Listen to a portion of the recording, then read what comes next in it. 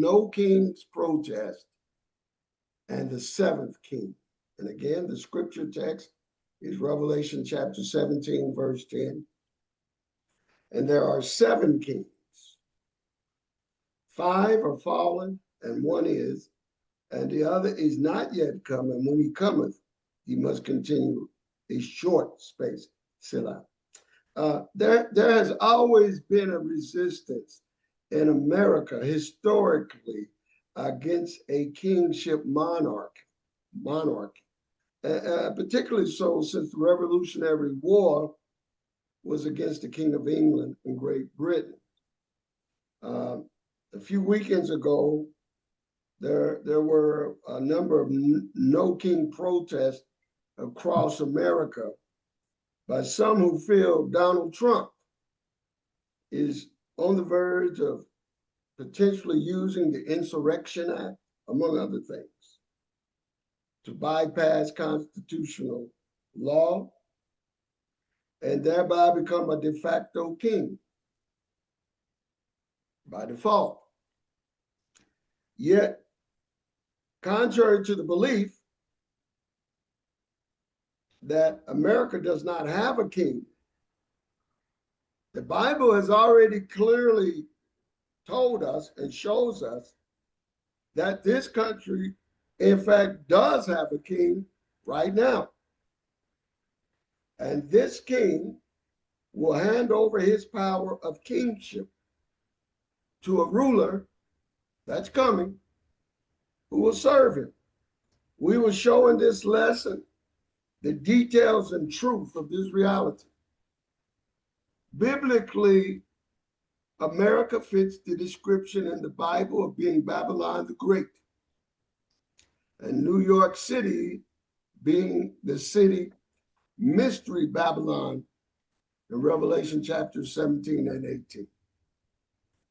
In Isaiah 14, this Babylon America is described as having enslaved Israelite people in it in such a way that resembles the ancient Babylonian captivity in 606 BC, which took place over 2,500 years ago when the Chaldean Babylonian king Nebuchadnezzar led Israelites captive into slavery to ancient Babylon, which was located in what is today modern Iraq in the Middle East. But in chapter 14 of Isaiah, verses 1 through 2, unlike the historical Babylonian slavery of Nebuchadnezzar's time, it says in chapter 14 of Isaiah, verses 1 through 2, it says, when the Israelites are set free from this modern Babylon of America, other nationalities will unite with them, and those who took them captive in this Babylon will themselves be taken captives as slaves to the Israelites, as stated. For Yah will have mercy on Jacob and will yet choose Israel and set them in their own land. And the strangers shall be joined with them, and they shall cleave to the house of Jacob. And the people shall take them and bring them to their place. And the house of Israel shall possess them in the land of Yah for servants and handmaids. And they shall take them captives, whose captives they were, and they shall rule over their oppressors. Now, this did not happen when Israelites were free from ancient Babylonian slavery. There's no record that those returning Israelites took Chaldean Babylonian slaves with them back to the land of Israel during the time of the Persian conquest of ancient Babylon in 536 BC. So historical Babylon did not fulfill this prophecy. So this description in Isaiah 14 is describing a future Babylon America, when those who enslaved Hebrews will themselves become slaves to those same Hebrews. This would mean that this would happen in the latter days when slave owners of the past will be resurrected to become slaves to resurrected Israelites whom they had enslaved. As alluded to in Daniel chapter 12, verse 2, quote, and many of them that sleep in the dust of the earth shall awake, some to everlasting life, and some to shame and everlasting contempt, as well as the future enslavers from Babylon, America, who will be aligned with the beast system of the Antichrist, who will enslave Israelites in the future.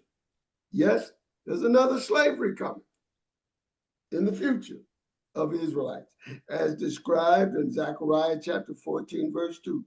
And that this will happen just before Yeshua returns and sets foot on the Mount of Olives, as stated here in Zechariah 14, verse 2. Quote,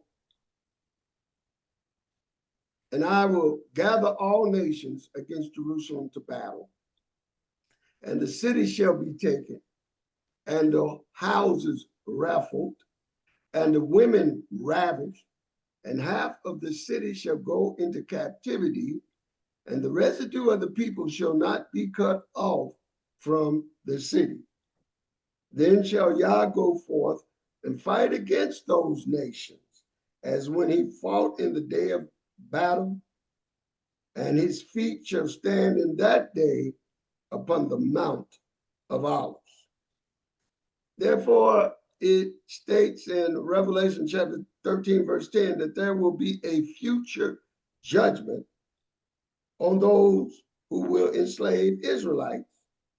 Once again, as described in Zechariah 14:2 in the future, that will happen as described in Isaiah 14:2 as well, as stated also in Revelation chapter 13, verse 10, quote, Revelation 13:10, quote, he that leadeth into captivity shall go into captivity. He that killeth with the sword must be killed with the sword. Here is the patience and the faith of the saints. So in Isaiah chapter 14, it describes that there will be a coming future king over this mystery, Babylon, America, who will once again carry away Israelites as captives and slaves from Jerusalem, as described in Zechariah chapter 14, verse 2 through 4 that we just read, and that this future king will carry them away captive again to Babylon, America, among other places where slavery laws on some Israelites will be enforced. This is going to happen in the future.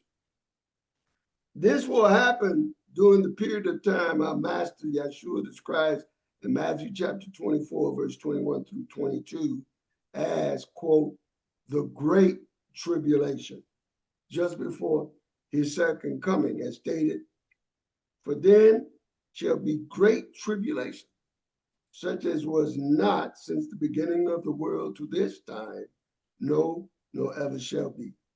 And except those days should be shortened, there should no flesh be saved. But for the elect's sake, those days shall be shortened.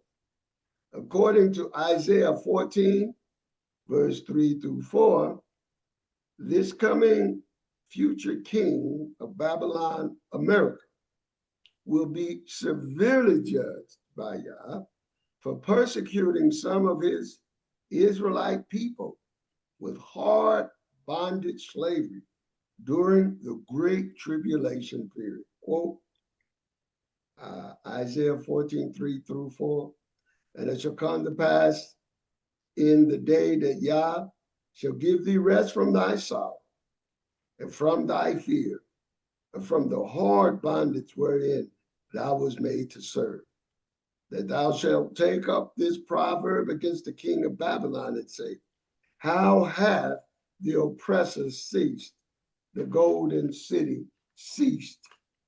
Yah have broken the staff of the wicked and the scepter of the rulers.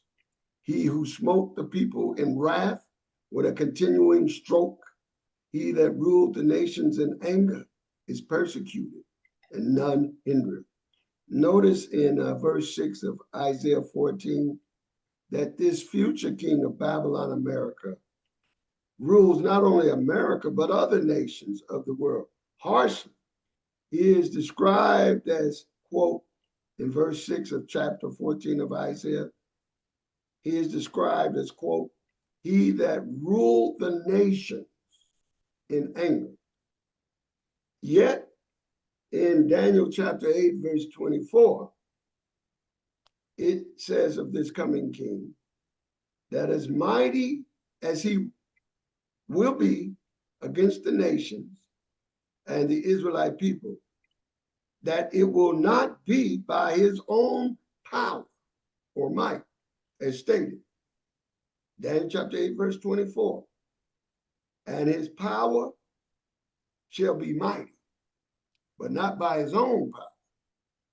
And he shall destroy wonderfully, that means devastatingly, and shall prosper and practice, and shall destroy the mighty and the holy people. Now, this is referring to Israelites living during the time of the Great Tribulation period, as well as those followers of the Lamb from other nations. So, according to Revelation chapter 13, verse 4, the condition of the world at that time will be totally contrary to Messiah. It will be an antichrist, anti-Messiah. So according to Revelation 13, verse 4, though, we are told that this coming king will have his power given to him. It's not power that he has himself. It will be conferred upon him. As stated in Revelation chapter 13, verse 4, quote, and they worshiped the dragon, which gave power unto the beast. And they worshiped the beast, saying, who is like unto the beast, and who is able to make war with him?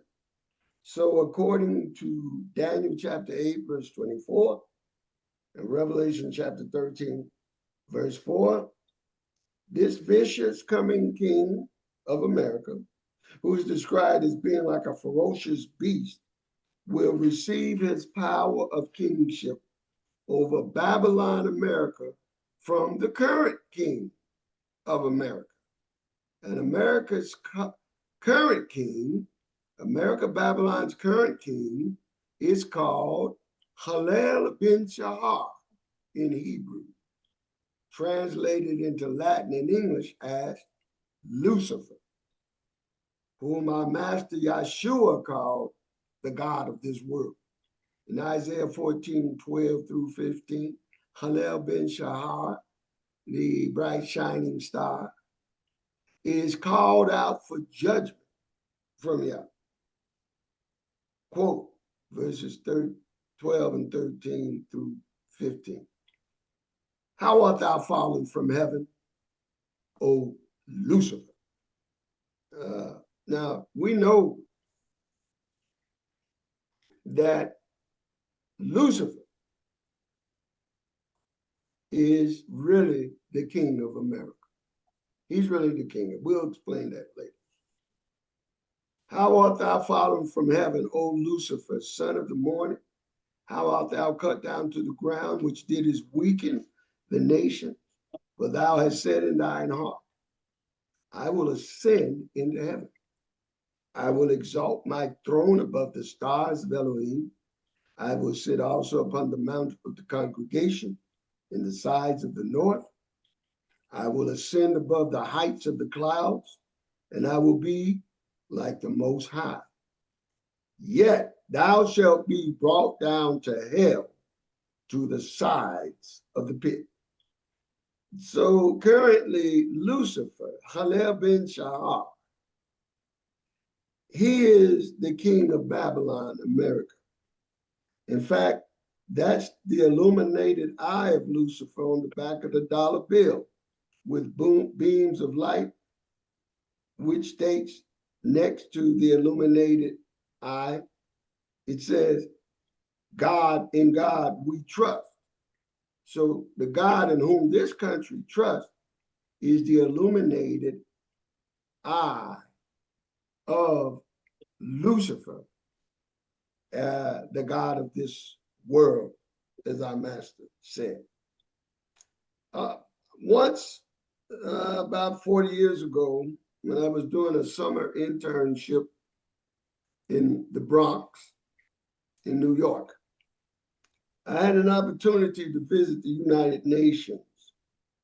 This is back in 1985. And I went into the assembly room where you see all of the delegates sit when you see them taking votes for resolutions and so forth, or doing speeches. So I went in that conference room and I saw adjacent to the General Assembly room where world leaders meet, that there was a meditation room. And so I went to the meditation room. My assumption was that there would be in the meditation room different symbols of the different religions of the different nations that represent there, like maybe you might see a cross on the wall, may see a crescent moon, or might even see a Star of David, or various other symbols of all these religions of all these nations. I went into that meditation room and I was surprised. There were no emblems there. There was only one emblem that was in the United Nations meditation room. And the only emblem in the room was a radiant eye image on the wall, which currently was representative of the eye of Lucifer. All right, the God of this world. That's his meditation room. So he is not only the king or God of America, but also Lucifer is the king and God of the nations of the world, as seen in the UN Meditation Room eye mural.